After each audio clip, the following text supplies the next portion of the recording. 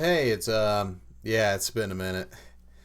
So, I wanted to make a whole video just talking to y'all directly because I know one day I just stopped posting for 2 whole years, then all of a sudden dropped a 1 hour podcast with Mario and RuneSmith and just didn't even really explain why. We just showed up and talked about Strahd being a simp for an hour. As we tend to do. So I wanted to kind of come on here and explain what really happened there and what the future channel looks like. But I don't want people to get the wrong idea. I'm not going anywhere, and Monster Boys definitely ain't going anywhere. But I wanted to kind of give an explanation for what that huge gap even was. So what had happened, just being perfectly honest, I wasn't content and wasn't happy with how the videos were coming out at that time. I was still trying to find out what kind of content I wanted to make after kind of changing up some ideas. And instead of just forcing stuff out, I decided I'm going to take a break from it while I'll figure things out. And another thing that happened in my life that was huge is I finished my degree and got a job that I genuinely love. But that job is an incredibly stressful, absolutely mind draining job. Like, I went from doing construction work and going to school full time, so I was physically exhausted, but I could still crank out a video, to absolute mental exhaustion. And yeah, no. So TikTok was just it was a much more convenient thing for me to do at the time. Because I say hiatus, but I never really left. I was posting little skits and rants on TikTok. Because I started just using it as a YouTube backlog, and people were liking what I made. So people were interacting with me. All right, I'll focus on this for a while, see how it happens. And I found myself in a very slippery slope of content where I was just happy with the TikTok stuff, and I was posting shorts on here after a while. They did all right, but I just couldn't bring myself to work on the long form stuff. I started like 3 scripts, then I stopped all of them, and I had to really reevaluate. All right, with this new career I have, do I actually want to keep this going, or do I just want to call it good here and just throw up random crap every now and then for whoever's going to listen? And I know I always think back to a conversation I had with Denaru, the guy I really started all this with. Me and him went from Alabama to bringing a bunch of D&D creators together and just having a great time. Because through the streams we made and the connections we met, I was able to go from being inspired by RuneSmith and XP to level 3 to meeting both of them, becoming incredibly close to RuneSmith. I'm cool with Jacob as well. We don't talk so much as I'd like to, but I love the dude. He's real sweet. And them just acknowledging me and both saying they enjoy my content, and that's a crazy validating feeling I had right there. And I remember telling Dinar, I'm like, dude, we've done incredible charity streams. We've brought a lot of people together. Look how far both of us have come, and people that we really looked up to acknowledged us. This is as far as we get. I'm honestly happy, but I want to see how far we can go. And I really leaned into that. I'm happy here. I don't need to go any further. And that's kind of where I stayed for a while. Then I just decide one day, because me and RuneSmith and Mario at that point were having a every Monday hangout. We were playing Lethal Company, Helldivers, Repo, Content Warning, a bunch of other random games, and we're having a lot of fun doing it. And I was like, why don't we just record for a little bit before or after we play? Because we were doing that where we were ranting about D&D books, life, monsters anyways. And I'm like, guys, I think we have something here. Let's do this. And at the very least, I did this for me, because Monster Boys is 100% for me. If other people get enjoyment out of it, that's great.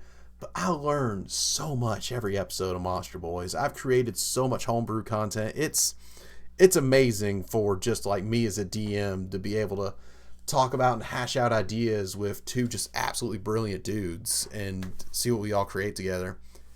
And both of them are hilarious dudes. I have fun doing it. Excuse me, I'm sorry. I committed to one take, so y'all just gonna deal with that. And with my cat running in and out, sorry, I keep reaching over there. I have to keep shutting the door. God forbid I have a door shut in this house.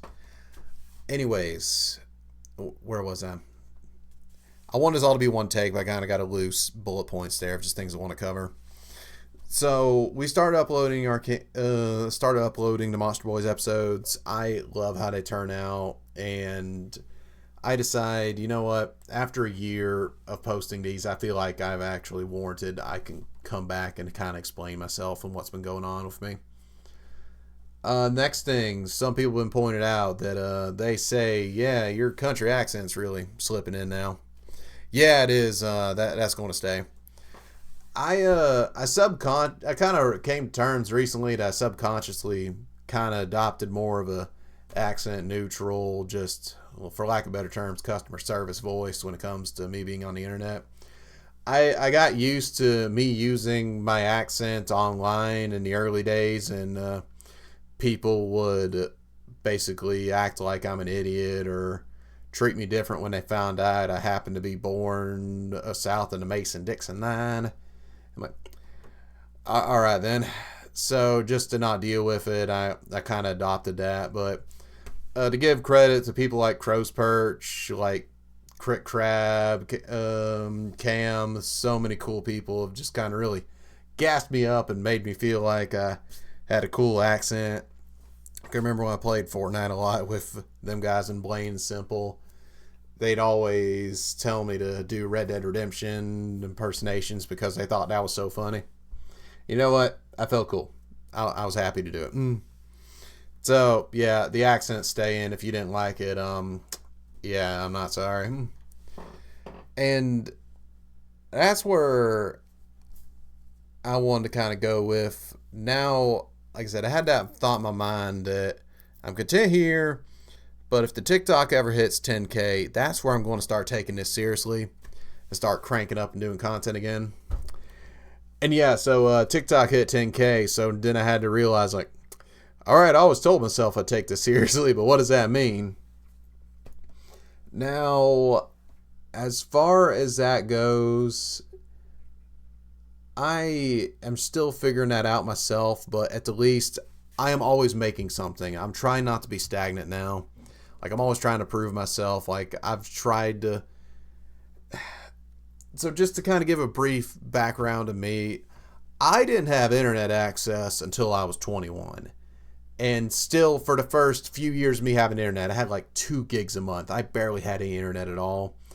I now have some better setup, and I actually have an actual computer. Thank you so much, Cam. You were the dude. And I've been learning how to use it, and my wife, being the ever supportive person she is, gave me a freaking Elgato for our 7-year wedding anniversary. She has been so supportive of me pursuing this the whole time, and I don't know what I'd do without her. And so I'm trying to improve all the time. I'm trying to compile all my homebrew together. I've had an idea for making my own little compendium that I would like to do one day. And I'm currently working on a horror anthology as well. So I am working on stuff. That's the main thing. I'm not going to be content anymore. I'm going to keep running down the finish line and see how far this takes me. Because I've already gone well beyond and further what I ever thought I would get. Because I made this channel just to like do little tutorials for my local community, because there was really next to none where I grew up, and I was trying to make videos to help them, but then it spread so much further than that. So I set the bar really low and exceeded massively. So now I'm having to do the scary thing of setting my bar higher. And I'm just going to keep going, see where it goes.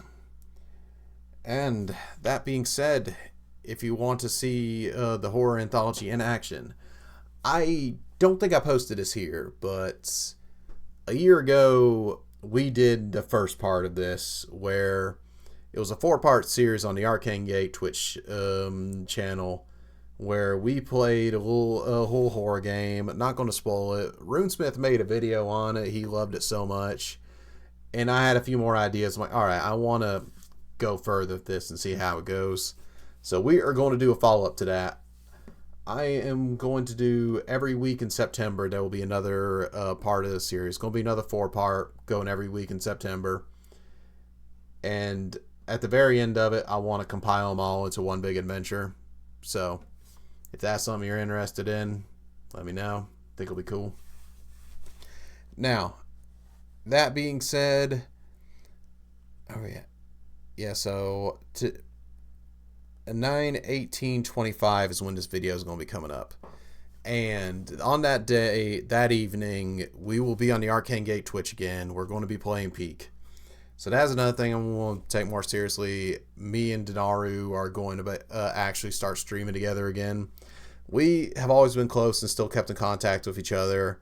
We just keep them working on our own projects and been neglecting the Twitch. So we're going to get back to that. We're going to do occasional game night streams. We're going to test the waters and try a few ideas to see what works. And we are going to do the little mini campaigns I'm going to do. So if you want more of that, check out the Arcane Gate Twitch.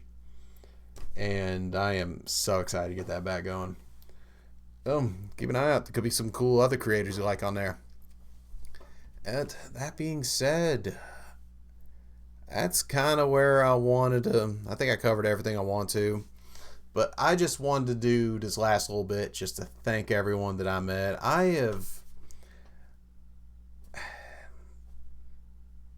I've met so many incredible people doing this.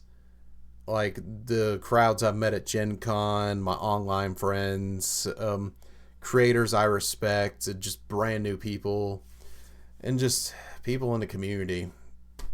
I've made so many cool friendships in this that I just got to thank all y'all, because y'all have really been a driving force that's kept bringing me forward, encouraging me to do better, and just made me feel like I was worth even listening to in the first place. And I will always be grateful for that. I got so many blessings from God in my life, but I definitely count all of y'all as one of them. And just to the people that have followed me all this time, like I still see people that have been following me on YouTube for years, like commenting on stuff I post, and that's so cool to me. I really appreciate that. And the new people that have come in from TikTok and Instagram, thank y'all. It means a lot to me that you'd be willing to check out my long form stuff and see how that goes. That being said, thank you everyone for listening to me, and I'm happy to say I will see y'all in the next video. Take care.